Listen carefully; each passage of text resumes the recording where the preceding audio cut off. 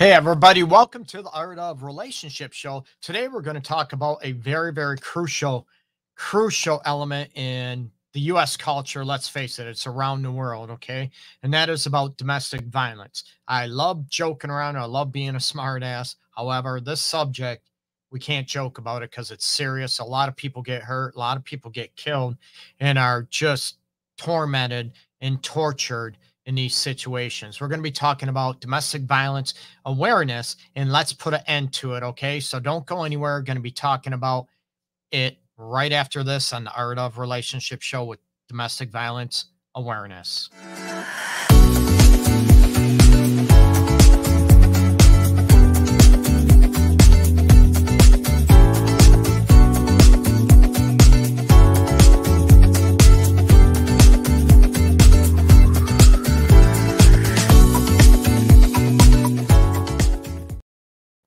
Hey, everybody. Oh, you caught me dancing a little bit. Okay. Talking about domestic violence awareness. I know I'm smiling because you caught me dancing, but domestic violence is definitely nothing to joke about, nothing to even be that sarcastic about. Okay. So, right off the jump, I want to give the National Domestic Violence Hotline to those people in need. Okay. It's 1-800-799-7233.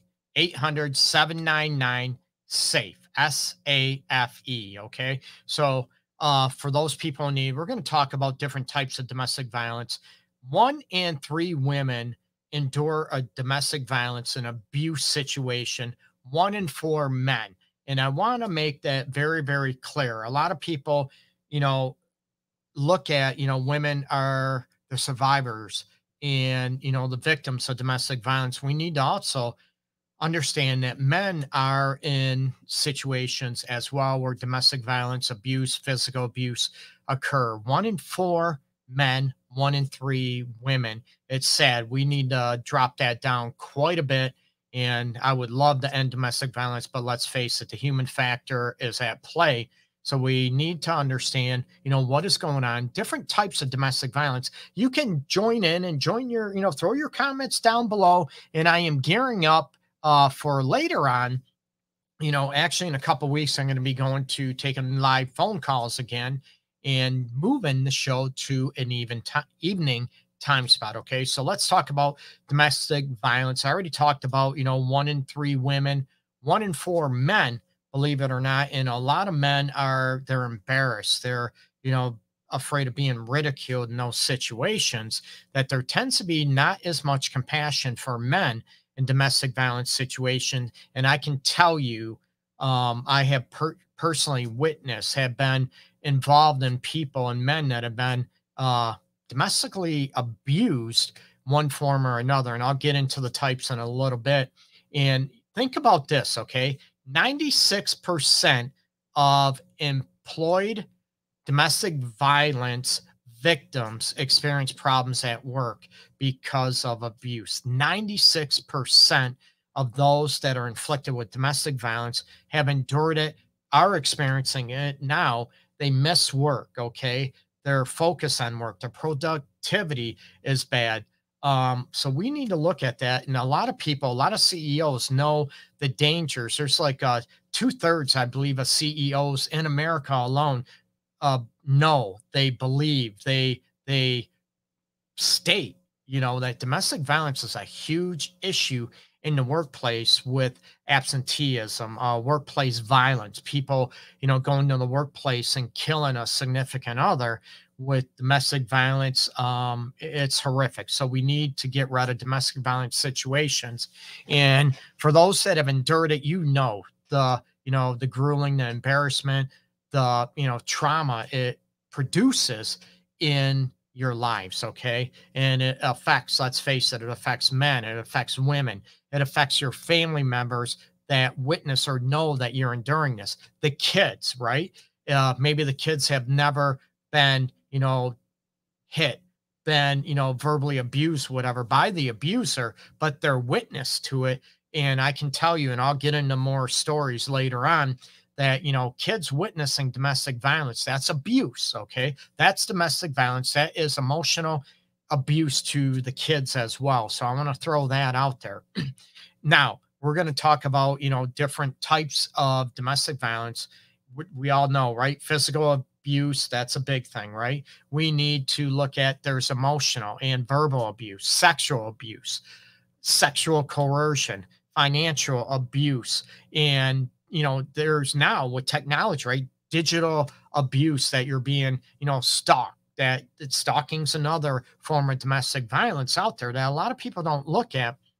And I'm going to throw, financial abuse. A lot of people out there, this does not mean, right? Oh, he or she wouldn't let me buy the car I wanted, the purse I wanted. That doesn't mean it's financial abuse. Hell no. Okay. Financial abuse is usually when one person controls all the money, won't let the other person work. They want to be totally reliant on that person and control every move financially. Okay. So you have to look at it's very, very clear. A lot of because you don't get your way, people, does not mean you are being domestically abused. There's no that type of situation. So you need to be very, very clear as far as what because you're not getting your way doesn't mean you're being manipulated. It doesn't mean you're being abused. We need to be very clear. And a lot of people out there that go out and claim domestic violence or being abused in a situation, they do not do the actual survivors and the victims of domestic violence. They don't do them, a service. They do them you know, what do you want to call it? They don't serve, justice at all in those situations. So you need to be careful and realize the actual aspects of domestic violence and the horrific avenues that go around it. Physical abuse is obvious, right? When you get more emotional or verbal abuse, right? And, when you can see physical abuse, you can see maybe cuts, you can see bruises, broken bones, right? You can see those things. It's a lot easier to say, holy shit, oh my God, what's going on? The emotional and the verbal abuse, even the sexual abuse and sexual coercion, a lot of people don't see it. It's like, mental illness. Someone has cancer, you can see them losing weight, changing colors. Someone has a broken bone, you can see the physical altercations about it. But when you're talking about, domestic violence and abuse, the emotional and the verbal abuse, people don't see it, right? They don't see it. If they don't witness it, it's like, oh, it never happened. You must be talking. But emotional and verbal abuse, is name calling, constant criticizing, just degrading, ripping them apart, calling them names, humiliating them in front of people. And, a lot of people, they don't see that, especially if it is housed directly in the house. That's it. That, some people, abusers can be very slick, women, men, whatever, right? Oh, it wasn't that bad. They'll, sort of belittle and water down the effects it has on that person. Oh, I was only kidding. No big deal. Or, well, it wasn't that bad. Are you a big baby? Oh, especially, with women emotionally and verbally abuse men, oh, man up, suck it up. What are you, a baby? What are, I could get into more derogatory words and terms, as you can imagine, and they'll belittle and rip people apart and continue to do it. And even for, feeling bad or feeling like they're being emotionally abused, they will degrade them even further. So you need to be able about that. And a lot of people, in a committed relationship, in a marriage, oh yeah, sexual abuse or sexual coercion does not happen. Yes, it does. Okay. Rape does happen in marriages. It happens in committed relationships. Sexual coercion, is more about, oh, if you really didn't love me, right? If you really love me, you would do this. Oh my God, you haven't. It's about making that person feeling manipulated, feeling guilty into having sex. And my question is for most people, right? We're not turned on by people that don't want to have sex with us, right? We're not going to beg and plead. It hurts. It might hurt. We might feel rejected, but we're not going to make them feel guilty and belittle and call them names and, try to control them sexually. There's a big, big difference out there. Okay. We can be upset, if we're not sexually compatible. That is different than trying to coerce somebody into having sex with you. And it's your wife, it's your husband.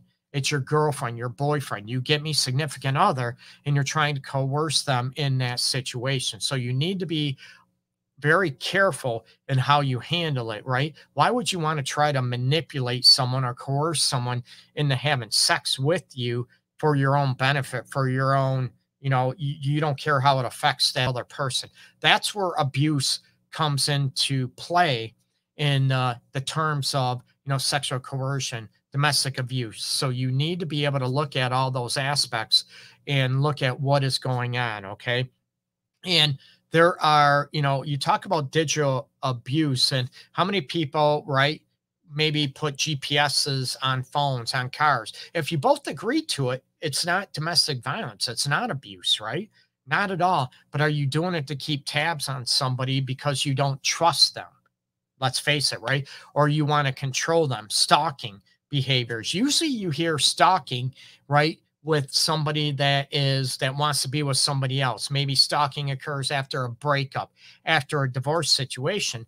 But stalking also can happen, of course, as people know, where someone wants to be with you romantically, sexually, intimately, and you have, it could be a acquaintance type situation, and they're stalking your ever behavior. They end up showing up where you show up, and they freaking have no, you know they're usually not around your area. Let's face it, right? They live freaking 20 miles away, and all of a sudden they always show up where you're at, and you're like, what the hell? That's weird, right? So you need to be careful. Stalking happens, and it does happen in relationships too. A lot of people don't understand that, where, someone, I just happen to be in the neighborhood, because you don't trust that person. And if you don't trust that person, I look at, is that person doing something that cause distrust, or is it your own insecurities and there's something else that's going on, your own insecurity, control aspects? We need to look at specifically what is going on. Okay. I never ever want someone to be physically hurt, to be beat, to be emotionally, verbally abused in any situations. I have worked with this I've been doing this, 21 years now. I have worked with this too many times. I used to work with children in a lot of sexual abuse, physical abuse situations years and years ago. I don't work with kids anymore, but I still work with it in adults, with, individuals, and also with relationships. I don't want someone getting hurt or getting killed. So you have to be very, very careful. Okay. And I'm going to give, the National Domestic Violence Hotline number again is 800-799-7233. 800-799 SAFE, SAFE. And a lot of people, if you are in a domestic violence situation and you want to get the hell out of it, it's a good time. I know if you're in Michigan, to be honest with you, I don't know if they're licensed in any other states, but in Michigan, Metro Detroit situations, get a hold of DFW NPLC, DFWNPLC. Get a hold of Dan Williams, Amy Fowler there. You can get a hold of Dan at 313-421-8083. Amy is 313-421-6069. They can help you out in the situation. They are attorneys, and they are actually great people. Everybody looks at lawyers, attorneys, oh my God, they freak out, right? But they actually care. They have a lot of experience in domestic violence situation. They both work for Wayne County, which Detroit is is in the heart of Wayne County. Let's face it. So they have a lot of experience with domestic violence situations. So give them a call, and, they can help you out, and they can provide safe aspects. A lot of people look at with domestic violence situations. I'm going to give you some words of advice. You need to be able to document situations, okay? Write a journal, and you need to hide it, because we know if the abuser finds it, it could cause more problems. It could cause you more harm, okay? But try to, look at, document times, statements that have been said by the abusers, report injuries, right? Some people don't want to go to medical professionals, and they'll make up excuses, right? There's a lot of medical professionals, a lot of us in the, helping field, mental health field, are, we're aware, we're trained in certain situations to recognize domestic violence and to recognize when someone's being abused in that situation. Okay. Police reports. A lot of people, right, have been in situations where, oh, you don't call the police on loved ones, right? I've had clients in the past, and I'm going to give you a legit story that was being domestically, domestic abused for 10 years, okay, in a marriage, had a couple kids, and she didn't call the kids. The mother-in-law, the abuser's own mother said, well, you don't call police on loved ones. You don't do that, whatever. And the coercion, the manipulation, even coming from another woman in a situation because the abuser was her son.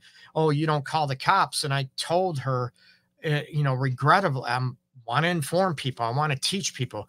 There was no police reports, no data, no information going on. And when she finally got the strength to get away, file for divorce, she has no proof that domestic violence occurred, you know? And the judge would even say, well, if this was going on for 10 years, maybe you're not fit to be a mother.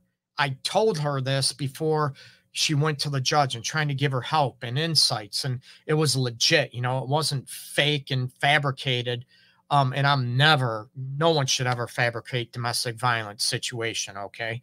But this was legit. And I told her if there's no proof, no police reports, the judge is going to, and it was a female judge, she's going to rip your ass. Okay. She's going to probably bash you and ridicule you and say, if this was going on for 10 years, and you had children in the home while this was going on, maybe you're not fit to be a mother, because they know, this judge knew that the torment that kids go through if they witness it and experience their mother or father getting beat, getting emotionally degraded, getting emotionally abused. It's abuse on the kids to witness it. So you have to be careful. Not only is it for the survivors or victims, it also can be a huge ordeal and traumatizing for witnesses, especially kids. I'm not trying to warn you people. I'm out there trying to help you and trying to get you to understand the horrific torment that domestic violence occurs or creates,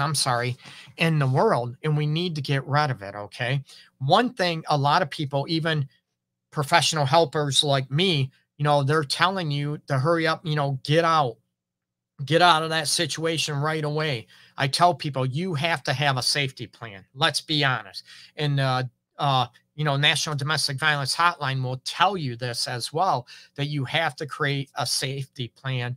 And especially if you have kids, people tell you go to domestic violence shelters, go to, women's shelters. There's shelters for men out there. What happens if you all of a sudden get the hell out? You have no money for gas. You run out of gas. You have no money for food. Domestic violence shelters, they're booked. They're maybe too far away from you, right? Women's shelters, right? Homeless shelters are full.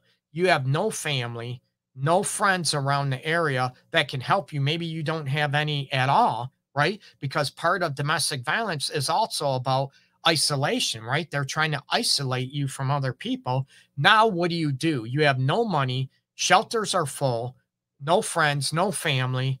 What do you do? So you need a safety plan, and the National Domestic Violence Hotline can give you local, agencies, local shelters, and people that can help you with resources in your area. And, and they'll give you state. And I know Michigan has, oh my God, there must be at least 40 to 50 different agencies throughout the state of Michigan, probably more than that, that can help you in for domestic violence survivors and victims. Okay. So again, the National Domestic Violence Hotline is 800-799-7233. 800-799-7233. So give them a call. And I know a lot of people look at, I've never been domestic violence and all this stuff. But when you look at these stats, 1 in 3 women have endured some sort of sexual, physical, emotional violence, abuse, and 1 in 4 men have endured this stuff. So when you look around, right, even coworkers in these situations, if you work in a plant, you work, in a large medical community, right? And it cuts across every form. Everybody assumes it only happens to the less fortunate, the impoverished people. It cuts across every economic class of people, educated. It cuts across, the rich, the poor, the middle income. It cuts across everybody. So don't let, certain stigmas and stereotypes, sort of lead you in the wrong way. So you have people around you, you might not even know they've been domestically abused or abused in one form or another. Okay. So you need to be able to look at these situations to be able to go after it and to offer help and insight. It's not as easy as you might think. Like I said, you might not have money, gas, friends, family, any resources, shelters are full. And now what do you do? So you need to create a safety plan and to try to reach out and get help. I'm all about that. Okay.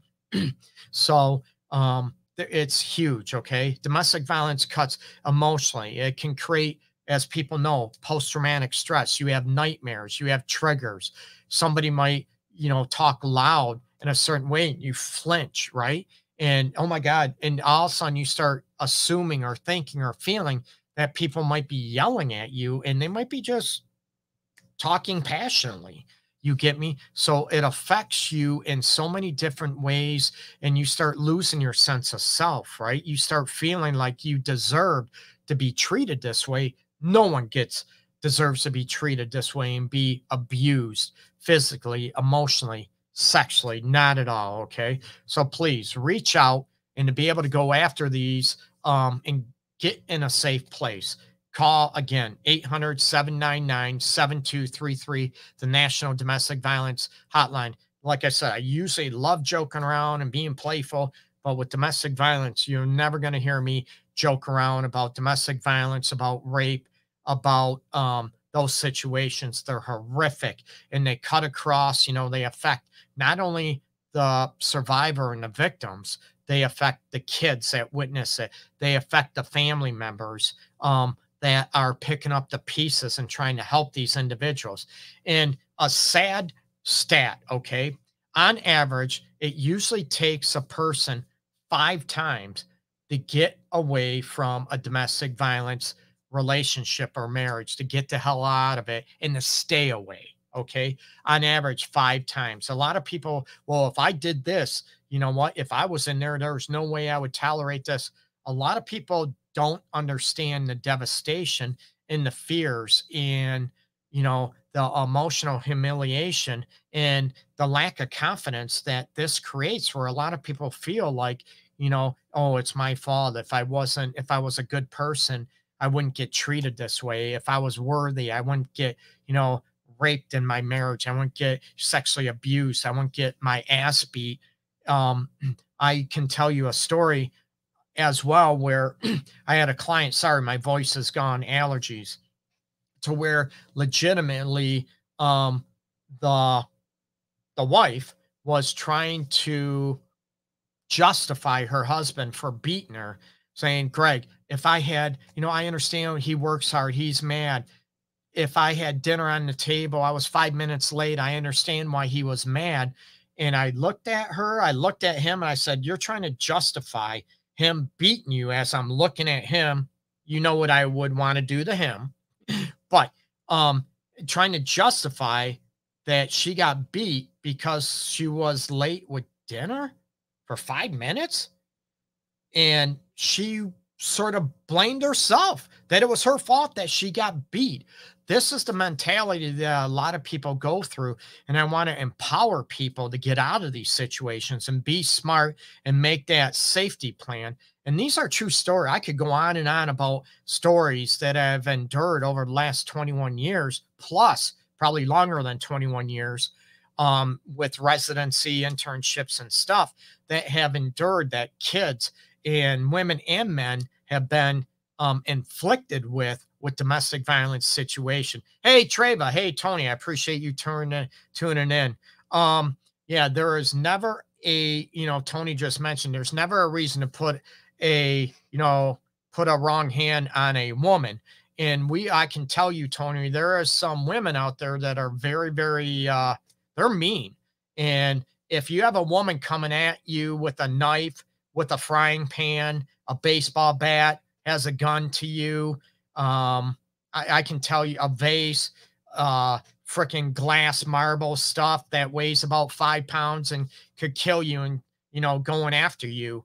I'm all about self-defense. So yeah, I'm not about putting a hand on a woman. Not at all, but I'm also about self-defense. So there's a lot of men that have been, victims of this as well. So we need to be careful and be smart. And when we're cornered or cornered in a room, and another aspect with the isolation, the abuser you'll try to get out of the house, or try to get away, walk around, or try to, reduce the tension in the room or the house. And they're grabbing your cell phone, they're grabbing your keys. They don't want you to leave. You know what? That's like holding you hostage, right? That's like kidnapping. And a lot of police will understand you can't take someone's keys or phone, because that is holding them hostage. And that literally, they will almost say you're like kidnapping that individual. You cannot do that. And a lot of people will try to, right? Well, you're not going anywhere. You're not leaving. I pay for the bills. I pay for that phone. Give me that phone. They're taking the keys, whatever. And a lot of people, well, I can't do anything, right? Remember, part of the safety plan, you need to document the events. You need to document the dates, the times, possible statements, right? Any injuries, physical injuries that you have. You know what? Don't be afraid to call the police. And a lot of people will shame you. And I gave you a story earlier about a former client of mine years ago, going through a divorce, and she had no proof. You have to be careful. And also, you look at, would you want your kids in that situation when they get older? And a lot of people will say, oh, no, hell no, Greg. Well, then what the hell are you going to do about it? Again, it is not easy emotionally, physically, especially if you're trapped and you have no money, no means, no family, no friends. So, again, please, that's why the National Domestic Violence Hotline out there, there's domestic violence help in every state out there in your area. So call the National Domestic Violence. I'm going to give the number one more time: 1-800-799-7233. They can get you local resources and make it easier for you. I say easier. It's not easy. Okay. So check out my website, theartofrelationships.org. And like I said, you catch the show 12 noon Eastern time on Wednesdays. I'm going to be moving it to a couple of weeks, in a couple of weeks, to a nighttime show, and have it all hooked up to take live calls, anonymous. And I know with domestic violence, you're not hearing me joke around, be a smart ass like I usually am. I love joking around, because domestic violence, rape, sexual coercion, sexual abuse, all that, it's not a joking around matter, right? There's nothing to be sarcastic about, joke around. It's a serious issue. We need to get rid of it in this country, get rid of it in the world. Okay. Peace and love to everybody out there. Hopefully everybody takes care. Bye-bye.